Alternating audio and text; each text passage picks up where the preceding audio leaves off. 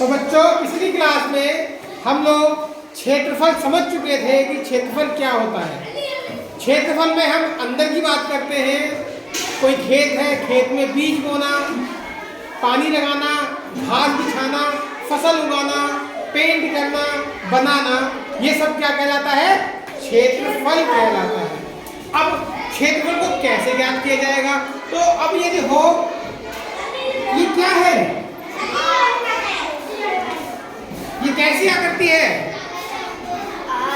आयत की आकृति है। ये तुम्हें हमने पहली क्लास में सिखा दिया था। अब ये क्या कहता है? आयत की कैसी होती है?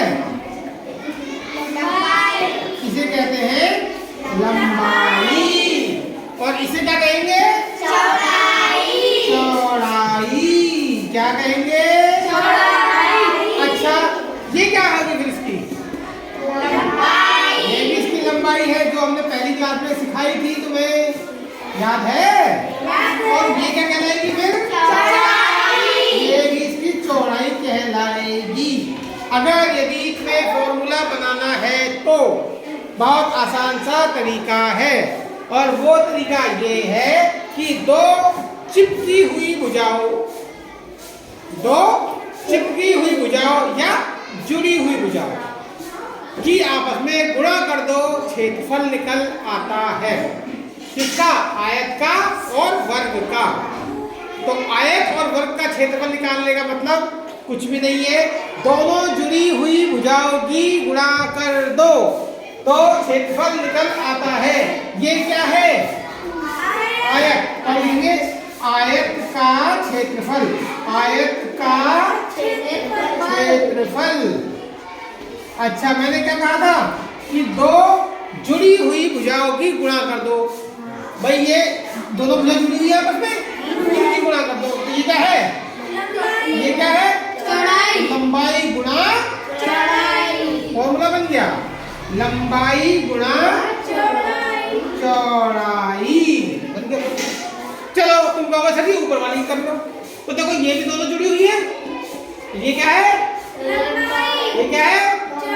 लंबाई गुणा चौड़ाई। चलो कहो इन दो की कर लो।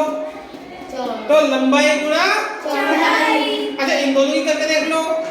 तो लंबाई गुणा चौड़ाई। तो कुल मिलाकर के अगर यदि आयत हो या वर्ग हो तो उनकी जुड़ी हुई दो भुजाओं की गुणा कर दोगे तो फॉर्मूला बन जाएगा। याद करने की जरूरत नहीं पड़ती है।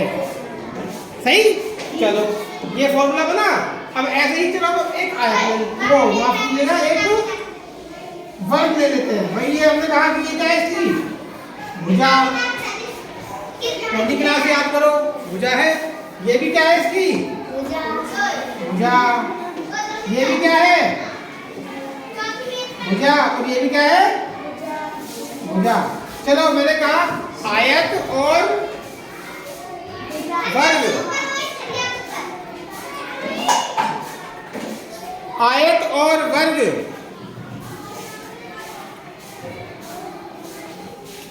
का क्षेत्रफल निकालने के लिए